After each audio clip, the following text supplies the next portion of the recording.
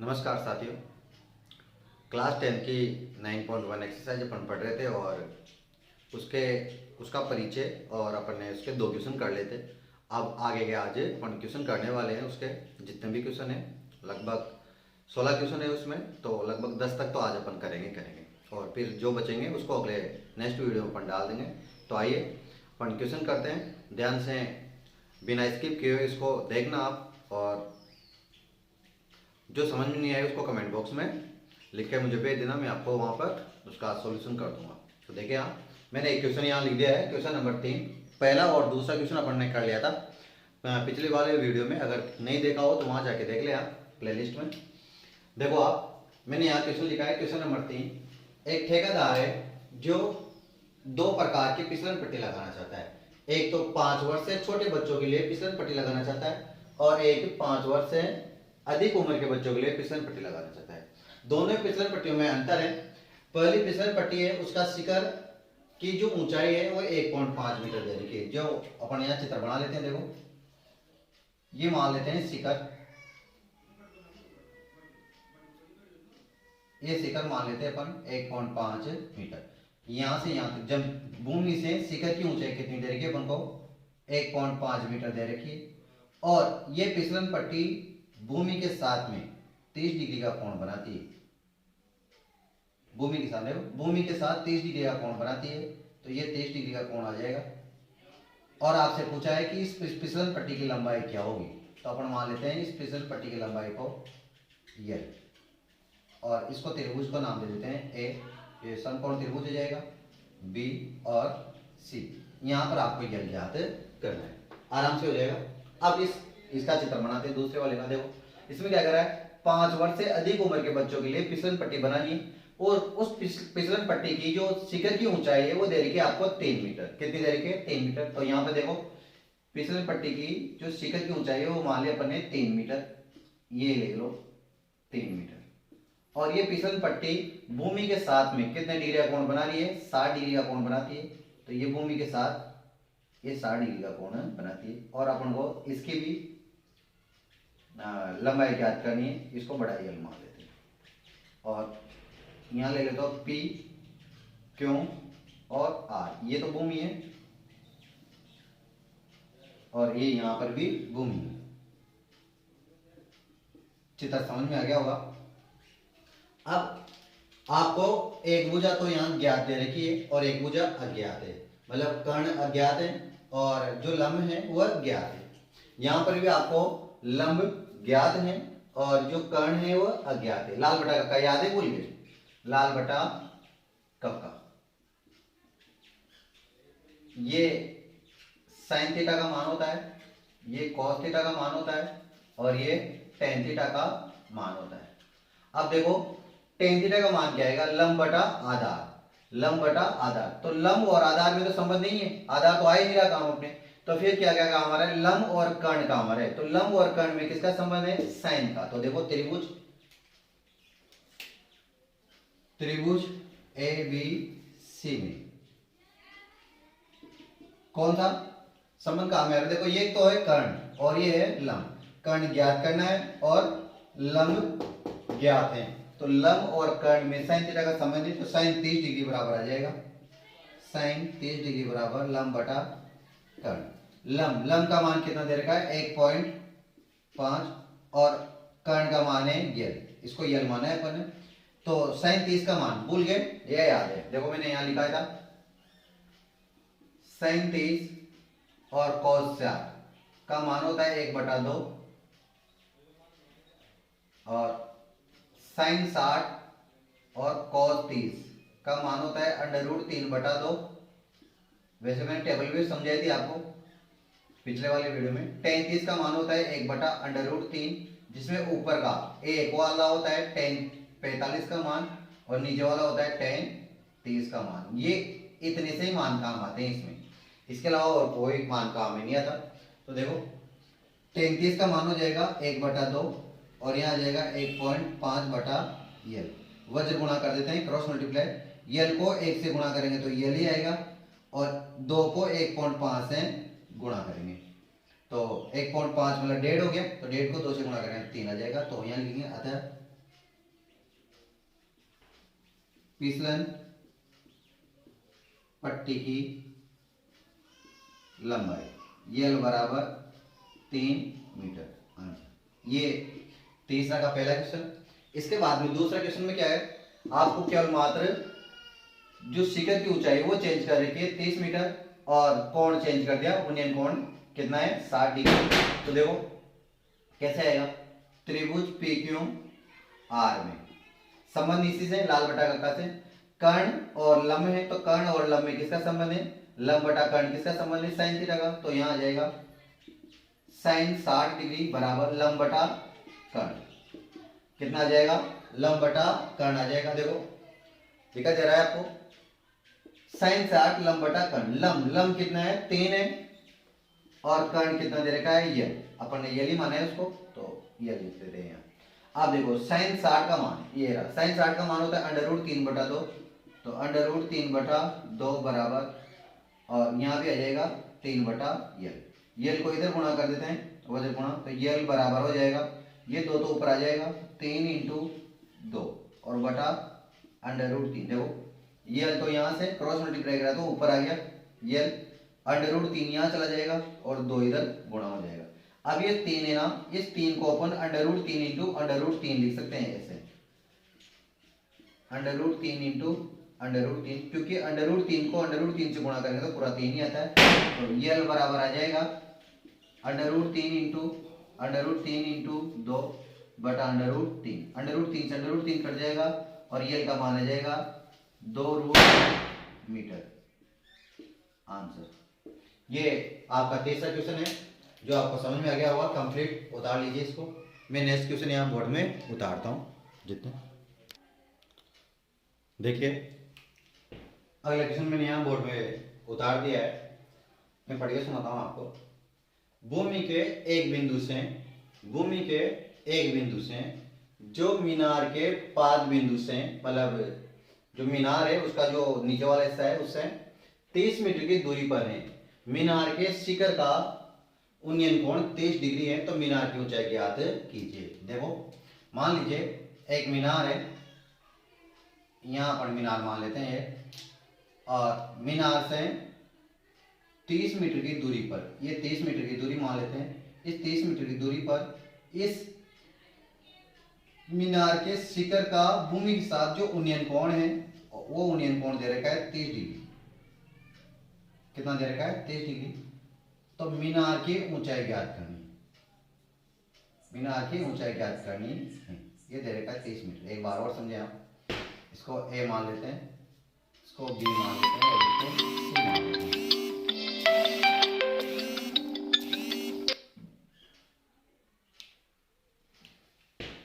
देखो एक बार और समझाता हूं मैं आपको। भूमि के एक बिंदु से, भूमि का कोई एक बिंदु ले लिया अपन ने, जो मीनार के पाद बिंदु से 30 मीटर दूरी पर है, तो 30 मीटर दूरी पर हो गया। भूमि का एक बिंदु कौन सा ले लिया, ये वाला बी वाला पॉइंट ले लिया, और इस बी वाले पॉइंट से मीनार के पाद बिंदु के बीच की दूरी कितनी दे रखी है 30 मीटर। मीनार के शिखर का उन्नयन कोण, मीनार के शिखर का, तो मीनार का शिखर ये, मीनार के शिखर का उन्नयन कोण कितना है 30 डिग्री, उन्नयन कोण मैंने समझा रखा है आपको 30 डिग्री। तो मीनार की ऊंचाई ज्ञात कीजिए। अब देखो यहाँ मीनार की ऊंचाई पर ने मान ली h, तो यहाँ लिखेंगे माना मीनार की ऊंचाई बराबर h मीटर। अब देखो त्रिभुज दे रखा है, त्रिभुज ए बी सी में बहुत सरल है, जो भुजा ज्ञात है और जो भुजा अज्ञात है, उस ज्ञात और अज्ञात भुजा के बीच में संबंध आपको पता लगाना है, और संबंध का मेन जो ट्रिक है, मेन जो फॉर्मूला है वो है लाल बटा कक्का। लाल बटा कक्का के हिसाब से देखो आप, एक तो लंब है और एक आधार है, लंब और आधार में कौन सा संबंध है, यहाँ लंब बटा कर्ण है, यहाँ आधार बटा कर्ण है, यहाँ लंब बटा आधार है, अर्थात लंब और आधार में संबंध किसका है, tan थीटा का है। तो tan थीटा बराबर हो जाएगा लंब बटा आधार। तो देखो tan थीटा, थीटा की जगह आ जाएगा 30 डिग्री बराबर लंब बटा आधार। देखो लंब कितना दे रखा है h, दे नहीं रखा है वो ज्ञात करना है, और ये आ जाएगा a 30 डिग्री। tan 30 देखो ये रहा, बहुत काम आएगी ये टेबल। tan 30 का मान कितना है 1/√3, tan 30 का मान कितना है 1/√3, 3 45 का मान 1 और tan 30 का मान टेन 60 का मान, सॉरी यहाँ मैंने टेन 60 का मान √3। तो देखो टेन 30 का मान आ जाएगा 1/√3 एच बटा 30। अब देखो क्या करना है, इस 30 को मैं यहाँ भेज सकता हूँ क्रॉस मल्टीप्लीकेशन से, तो यहाँ इसको इससे भेजें तो यहाँ आ जाएगा 30/√3 बराबर एच। यहाँ लिखता हूँ मैं, इस 30 को मैं लिख सकता हूँ 3 इंटू 10। तो देखो एच बराबर आ जाएगा 3 इंटू 10 बटा √3। अब 3 को मैं क्या लिख सकता हूँ, 3 को अपन √3 गुणा √3 लिख सकते हैं, क्योंकि √3 को √3 से गुणा करेंगे तो वापस 3 ही आएगा। तो यहाँ आ जाएगा √3 गुणा 10 बटा √3। √3 से √3 कैंसिल, ये बराबर आ जाएगा 10√3 मीटर। अतः मीनार की ऊंचाई एच बराबर आ गई 10√3 मीटर। यही क्या है, आंसर है। एक बार और समझ ले। देखो आपको मीनार के 5 बिंदु से 30 मीटर दूरी दे रखी थी, किसकी, भूमि के एक बिंदु से।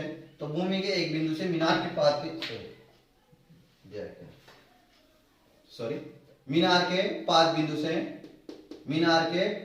से भूमि के एक बिंदु के बीच की दूरी दे रखी है, वो है 30 मीटर।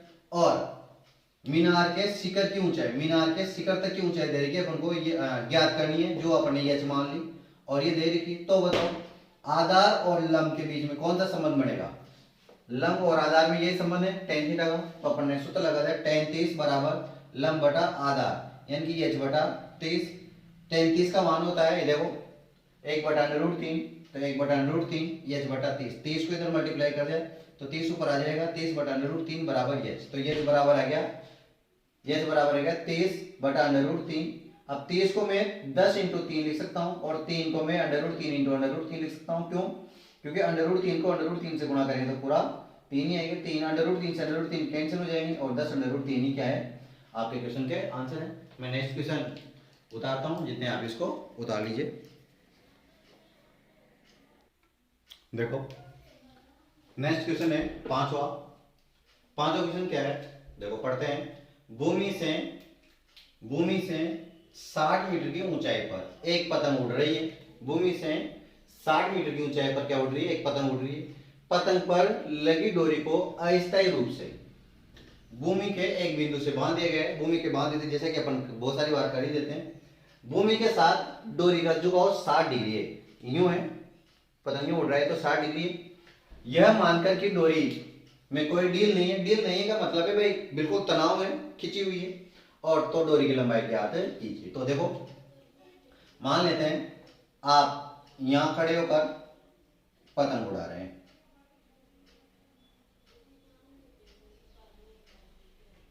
और ये हाथ ऊपर कर देते हैं और इस प्रकार से यहां पर पतंग उड़ा रहे हैं,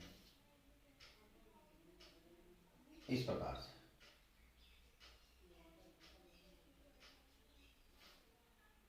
इस प्रकार से पतंग उड़ा है और ये यहाँ पकड़े हुए जमीन से बांधे गए और इस प्रकार से पतंग उड़ रहा है। ये तो पतंग उड़ रहा है, पतंग की डोरी ये, तो ये होगी डोरी, क्या होगी, डोरी। इसके बाद में भूमि से 60 मीटर की ऊंचाई पर उड़ रहा है, तो मान लेते हैं ये ऊंचाई 60 मीटर है और 60 मीटर की ऊंचाई पर पतंग उड़ रहा है, और भूमि ये मान लेते हैं, मान लो भूमि से बंधा हुआ है यहाँ पे, और इसको मान लेते हैं ए, इस बिंदु को मान लेते हैं बी, और इस बिंदु को मान लेते हैं सी, ठीक है। और इस डोरी की लंबाई आपको ज्ञात करनी, तो इस लंबाई को अपन मान लेते हैं यल, ये अपन ने मान लिया यल। ये तो है डोरी, ये है पतंग, और ये ऊंचाई दे रखी है आपको पतंग की, ये दे रखा है। आपसे पूछा है ये वाली, ये तो भूमि है ही सही, ये भूमि, ठीक। ये आप भी मत सोचना भाई ये पे कहाँ खड़ा है, नीचे खड़ा, ये बना दिया ऐसे आपको समझाने के लिए। आप देखो, आप चित्र समझ में आ गया होगा आपको, फिर भी एक बार समझाता हूं मैं। भूमि से 60 मीटर की ऊंचाई पर एक पतंग उड़ रही है, ये भूमि है, इस भूमि से 60 मीटर की ऊंचाई पर ये पतंग उड़ रही है यहाँ, ठीक। पतंग पर लगी डोरी को अस्थायी रूप से भूमि से बांध दिया गया है। भूमि के एक बिंदु पर बांध दिया गया, मान लो ये भूमि है और यहाँ पर एक बिंदु पर इसको बांध दिया गया है। भूमि के साथ डोरी का कोण 60 डिग्री है। भूमि के साथ देखो ये डोरी है और इस ये भूमि है, इस भूमि के साथ में जो डोरी का कोण बन रहा है वो बन रहा है 60 डिग्री, उन्नयन कोण बन रहा है 60 डिग्री। यह मानकर कि डोरी में कोई ढील नहीं है, मतलब डोरी बिल्कुल तनी हुई है, सीधी है, तो डोरी की लंबाई ज्ञात। कुछ भी नहीं करना है। इस डोरी में मतलब कर्ण में और इस ऊंचाई में क्या संबंध है, कर्ण और लंब में क्या संबंध है, लंब बटा कर्ण, साइन थीटा का संबंध है। किसका संबंध है, साइन थीटा का। तो देखो यहां मान लेते अपन, माना डोरी की लंबाई, डोरी की लंबाई अपन ने मान ली L मीटर। कितने मीटर मान ली, L मीटर डोरी की लंबाई मान ली। अब देखो त्रिभुज ABC में, त्रिभुज ABC में किसका सूत्र लगाएंगे, साइन का, क्योंकि साइन थीटा बराबर क्या होता है, लंब बटा कर्ण होता है। क्या होता है, लंब बटा कर्ण। और यहाँ पे लंब अपन को ज्ञात है और कर्ण अपन को ज्ञात करना है। तो देखो tan 60, थीटा का मान 60 डिग्री और लंब बटा tan क्यों आएगा, साइन आएगा ना, साइन 60 और लंब बटा कर्ण। लंब कितना है 60 मीटर है और कर्ण कितना है L। अब देखो साइन 60 का मान कितना होता है, ये रहा √3/2। तो यहां आ जाएगा √3/2 बराबर 60/L। उसके जैसे करेंगे पहले वाली जैसे, L तो यहां आ जाएगा और √3 नीचे और 2 ऊपर। तो देखो L बराबर 60 × 2, 60 × 2, ये L तो ऊपर आ गया।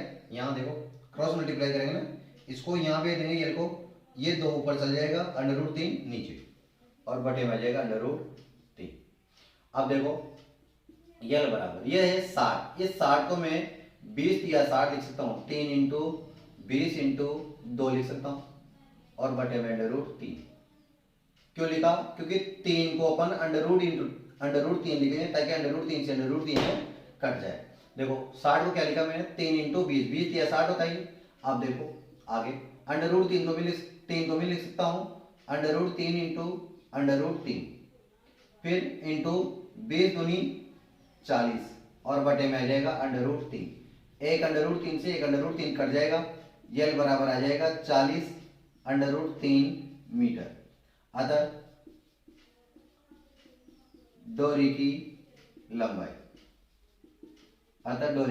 लंबाई, L बराबर कितनी है, 40 √3, 40 √3 मीटर। यही आपका क्या है, क्वेश्चन नंबर 5 है और ये आंसर। उतार लीजिए आप, समझ में आ गया होगा। एक बार और समझाओ, देखो समझ लो, 60 मीटर दे रखा था ऊंचाई और डोरी की लंबाई ज्ञात करनी, तो साइन 60 का सूत्र लगा था, लंब बटा कर्ण 60/L। साइन 60 का मान होता है √3/2, 60/L। L को इधर वज्र गुणा कर दिया और √2 यहाँ आ गया और 2 को यहाँ भेज दिया, तो हो जाएगा 60 × 2 और 60 का, अब 60 को अपन लिख सकते हैं 20 × 3, 3 को अपन लिख सकते हैं √3, 20 को 2 से गुणा करा तो 40, √3 से √3 कट गया तो 40 √3। ये आपका आंसर है। ये क्वेश्चन नंबर 5। नेक्स्ट क्वेश्चन में उतारता हूँ, आप लोग इसको उतारो।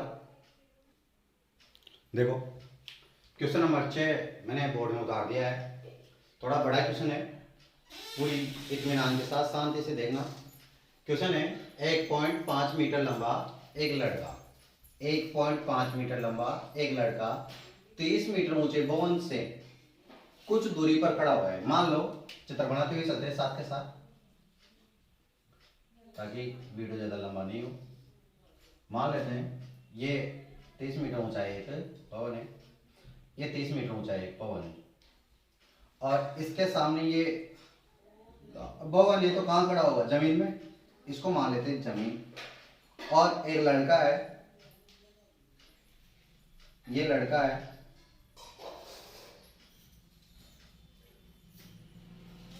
जो खड़ा हुआ है,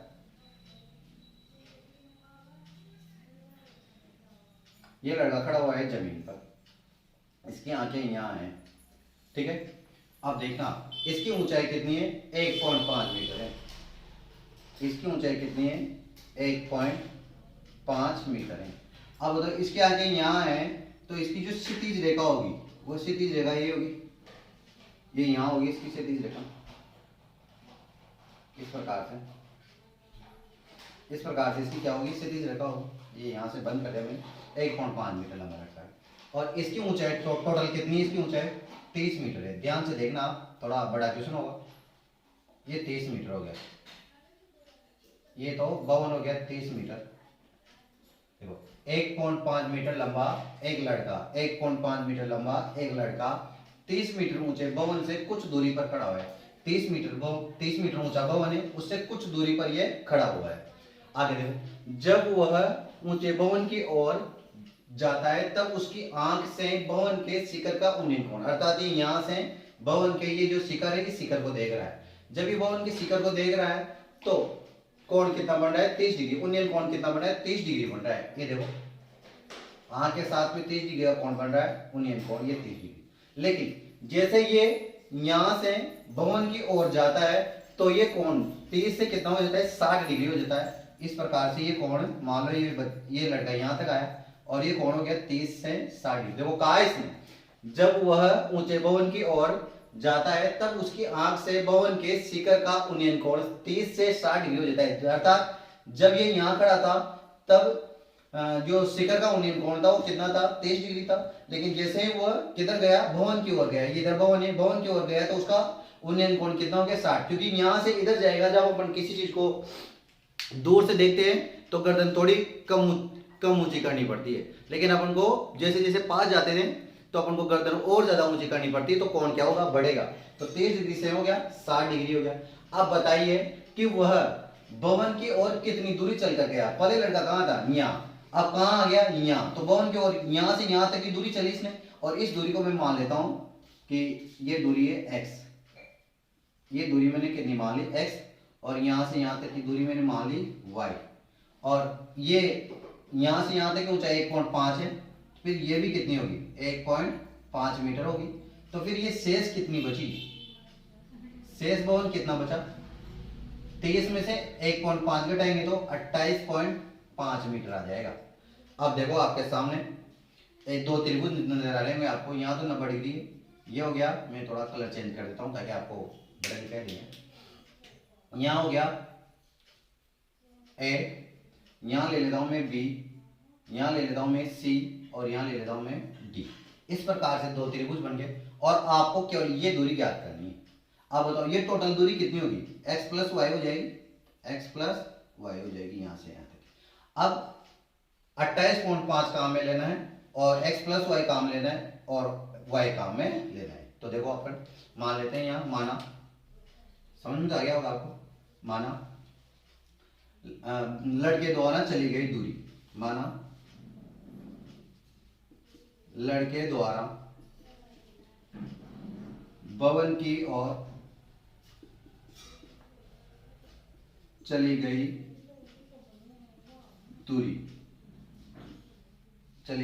दूरी, BC बराबर x मीटर है। कितनी है, x मीटर।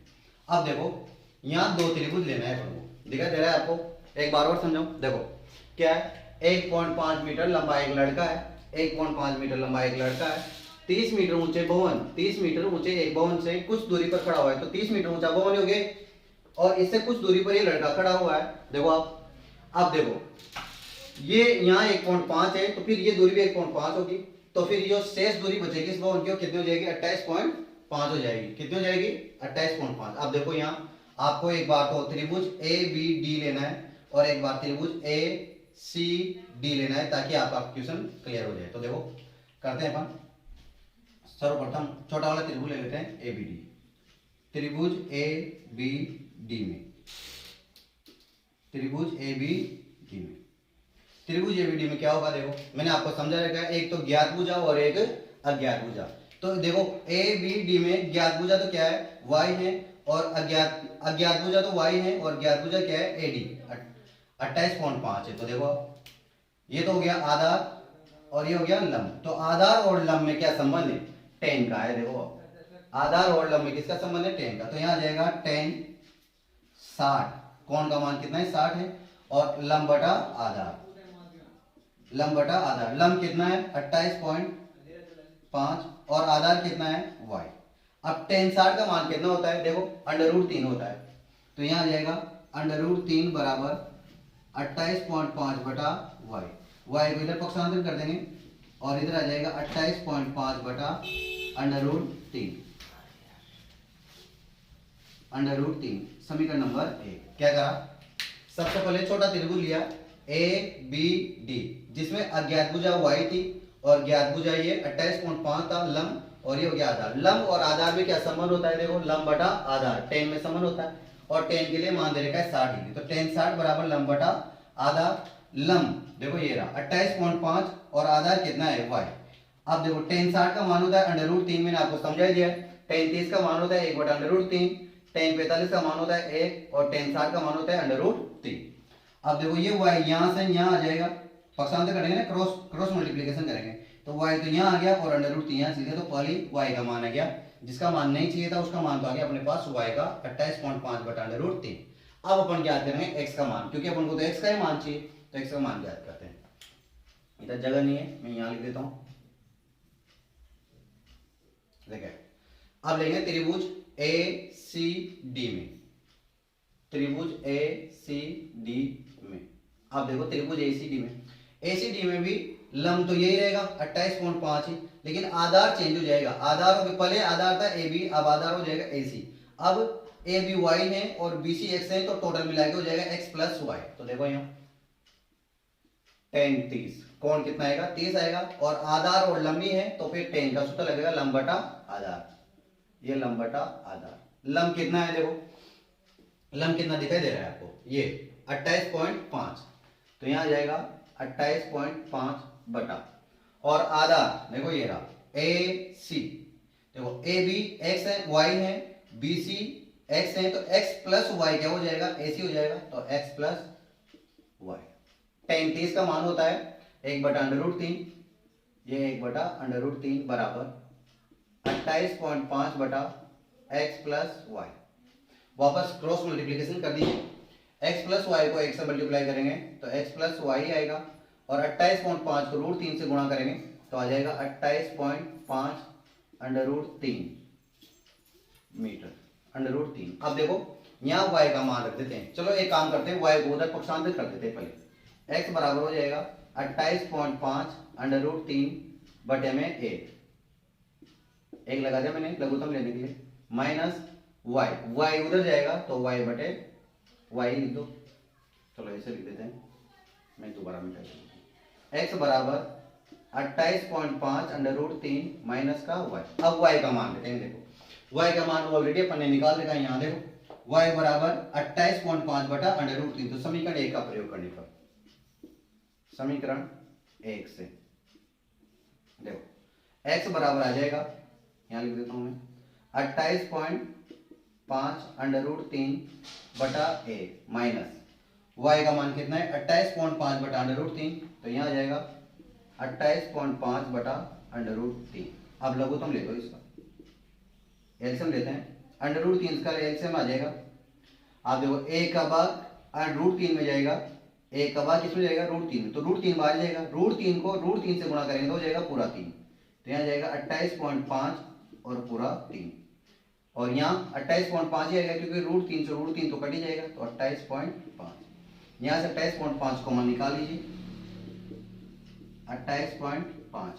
देखो यहाँ पर भी 28.5 है, यहाँ पर भी 28.5 है, तो यहाँ से कॉमन निकल जाएगा, वैसे यहाँ पर भी निकाल सकते थे लेकिन यहाँ निकालो 28.5 कॉमन आ गया, यहाँ बचा 3, यहाँ कुछ भी नहीं है, 28.5 तो बाहर ही निकल गया, तो यहाँ क्या बचेगा 1 बचेगा, और बटे में आ जाएगा √3। इसको मैं यहीं आगे हल कर देता हूँ, देखो 28.5 इंटू 3 में से 1 जाएगा तो कितना बचेगा 2, और बटे में आ जाएगा √3। अब देखो 28.5 को 2 से गुणा करेंगे, 28 और 28 56, और आधा है तो आधा आधा कितना हो गया 1, तो 56 और 1 हो गया 57 बटे में √3। अब देखो 57 को क्या लिख सकते हैं, 19 30 57 होता है, तो इसको लिख सकते हैं 19 इंटू √3 इंटू √3। क्यों? क्योंकि 19 कितना होता है 57, तो 19 को 3 से गुणा करेंगे तो 57 ही तो आएगा। तो देखो उस 3 को मैंने क्या लिख दिया √3 इंटू √3, क्योंकि जगह कम है मुझे यही करना पड़ेगा और बटे में आ जाएगा √3। √3 से √3 तो हो गया कैंसिल और अपने पास आंसर आ गया 19 √3। तो देखो मैं इनको मिटा देता हूं और यहाँ लिखता हूँ साइड।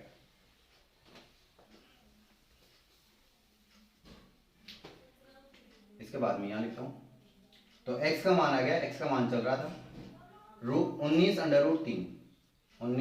√3 मीटर। तो बताओ क्या ज्ञात करना था? लड़के द्वारा भवन की ओर चली गई दूरी x ज्ञात करना था। x का मान आ गया 19 √3। तो यहाँ लिखेंगे अतः लड़के द्वारा भवन की ओर चली गई दूरी बराबर है 19 √3 मीटर। ये आपका कंप्लीट क्वेश्चन है, क्वेश्चन नंबर 6। थोड़ा बड़ा है लेकिन इंपॉर्टेंट क्वेश्चन है और आराम से मैंने आपको समझा दिया है। एक बार और समझ चाहो तो देखो, सबसे पहले क्या करा अपन ने, चित्र बनाया। 1.5 मीटर लंबा एक लड़का 30 मीटर ऊंचे भवन की ओर कुछ दूरी पर खड़ा है। ये 1.5 मीटर लंबा लड़का है जो 30 मीटर ऊंचे भवन से कुछ दूरी पर खड़ा हुआ है और ये 30 मीटर का ऊंचाई भवन है। जब वह भवन की ओर जाता है तो उसकी आंख से भवन के शिखर का उन्नयन कोण 30 डिग्री से 60 डिग्री हो जाता है। देखो जब ये लड़का यहाँ खड़ा है और यहाँ से शिखर की ओर देखेगा, अभी तो दूर खड़ा है तो शिखर की ओर देखेगा तो कितना डिग्री का कोण बनेगा 30 डिग्री। लेकिन अब थोड़ी देर बाद में ये यहाँ से चलकर कहाँ जाता है, इस जगह बी बिंदु पाया जाता है। तो बी बिंदु शिखर के पास आ गया ना, किसके पास आ गया, शिखर के पास अर्थात भवन के पास आ गया। तो इसको गर्दन और ऊंची करनी पड़ेगी तो कितना डिग्री का कोण बनेगा, 60 डिग्री का कोण बनेगा। अपन को यही ज्ञात करना है कि ये लड़का यहाँ से यहाँ तक की दूरी कितनी चल कर गया। तो अपन ने ज्ञात करी 19 √3। कैसे ज्ञात करें? देखो सबसे पहले अपन ने ले लिया त्रिभुज ABD, जो ऐसे त्रिभुज लेने हैं जिसमें समकोण जरूर बन रहा हो, समकोण त्रिभुज लेने हैं ABD। तो ABD में देखो ये अज्ञात भुज आती और ये ज्ञात भुज आती 28.5। इसका मतलब ये आधार है और ये लंब है। आधार और लंब में संबंध होता है लाल बटा कक्का के हिसाब से, जो मैंने यहां मिटा दिया है, लाल बटा कक्का के हिसाब से टेन का, टेन थीटा का। तो लंब बटा आधार, तो टेन थीटा, थीटा का मान कितना है 60 डिग्री, तो टेन 60 बराबर आ जाएगा लंब बटा आधार। लंब है 28.5 और बटे में आधार है y।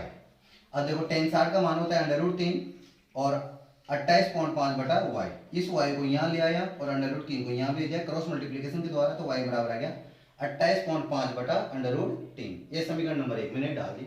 अब देखो यहाँ तक कंप्लीट हो गया। अब इसके बाद में दूसरा त्रिभुज ढूंढना है अपन को जिसमें समकोण बन रहा हो। तो देखो ये वाला है, देखो ACD, जिसमें AD तो है लंब, AD तो क्या दे रखा है लंब, और AC क्या दे रखा है आधार। अब ये दूरी y मान रखी है अपन ने, ये दूरी x मान रखी, तो टोटल दूरी हो जाएगी x प्लस वाई, अर्थात आधार कितना हो गया x प्लस वाई। तो देखो आधार और लंब में संबंध हुए टेन का, तो टेन बराबर लंब बटा आधार। तो देखो त्रिभुज ACD में टेन 30 बराबर लंब बटा आधार, ये लंब और ये आधार। लंब तो दे रखा है 28.5 और आधार अपन ने मान रखा है x प्लस वाई। टेन 30 का मान होता है 1 बटा √3 और ये हो जाएगा 28.5 बटा x plus y. x plus y को 1 से गुणा करेंगे तो x प्लस वाई आएगा, √3 को 28.5 से गुणा करेंगे तो 28.5 √3 आ जाएगा। और यहां से मैंने y को क्या कर दिया, उधर पक्षांतर कर दिया, क्योंकि y का मान अपन को नहीं चाहिए, अपन उधर किसका मान चाहिए, x का। तो y का पक्षांतर कर दें, y का उधर पक्षांतर करते हैं 28.5 √3 माइनस y हो जाएगा और y का मान ऑलरेडी पहले निकाल रखा है अपन ने, y बराबर 28.5 बटा √3, ये मान अपन ने यहाँ रख दिया। तो देखो कैसे रखा, x की जगह x, बराबर की जगह बराबर 28.5 √3 बटा 1 लगा दे मैंने एलसीएम लेने के लिए, क्योंकि एक का भाग देने में कोई फर्क नहीं पड़ता है। फिर आ जाएगा माइनस की जगह माइनस और y की जगह 28.5 बटा √3, ये मान। अब एलसीएम ले लें, √3 ले एलसीएम आ जाएगा 28.5 जैसा का जैसा ही रहेगा, √3 देखो a का भाग √3 में √3 बार जाएगा, √3 को √3 से गुणा करेंगे तो 3 आएगा, फिर √3 का भाग √3 में एक बार जाएगा, 1 को 28.5 से गुणा करेंगे तो 28.5 यहाँ पर भी है और 28.5 यहाँ पर भी है। तो देखो 28.5 यहाँ पर भी है और 28.5 यहाँ पर भी, तो इसको मैंने क्या कर लिया, कॉमन निकाला, उभयनिष्ठ निकाला। यहाँ बचेगा 3 और यहाँ बचेगा 1, क्योंकि 28.5 को 1 से गुणा करने पर कोई फर्क नहीं पड़ता है। तो यहाँ बचेगा 1, 3 में से 2 जाए, 3 में से 1 जाएंगे तो बचेगा 2, ये 2 को 28.5 से गुणा करेंगे तो 28 28 तो 56 और 0.5 कितना हो गया 1, तो 56 और 1 कितना हो गया 57। 57 को मैं लिख सकता हूँ 19 30 57, तो 19 इंटू √3 इंटू √3। क्यों? क्योंकि मैंने पिछले वाले क्वेश्चन में भी बता दिया आपको, तो 3 को क्या लिख सकते हैं √3 इंटू √3 लिख सकते हैं। एक √3 से ये नीचे वाला √3 कट गया और 19 √3 आपका क्या आ गया, x का मान आ गया। अतः लड़के द्वारा बोन की ओर चली गई दूरी कितनी है, 19 √3 मीटर आ जाएगी। ये आपका क्वेश्चन नंबर 6 था दोस्तों। अगर समझ में आया तो चैनल को सब्सक्राइब जरूर करें, शेयर जरूर करें और लाइक जरूर करें। और आगे के इसके जो क्वेश्चन बचे हुए हैं, इन क्वेश्चंस को मैं अगले वीडियो में आपको कंप्लीट डाल दूंगा। Thank you.